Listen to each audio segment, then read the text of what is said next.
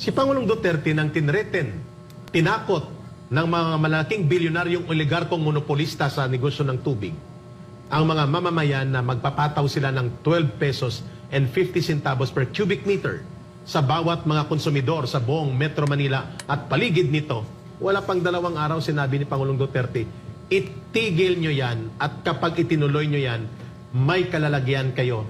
Iti-take over ng pamahalaan at ng military ang mga facilities nyo at idideklara ko ang crisis situation sa tubig at kami magpapatakbo ng inyong mga linya sapagkat ang tubig na yan ay bahagi ng patrimonya ng bansa. Meaning, pagmamayari yan ng taong bayan na ginagamit yung negosyo na tubong lugaw. Umatras dyan ang mga bilyonaryo kagaya ng Pangilinan, Lopez at mga Ayala. Yan po ang hinahanap natin.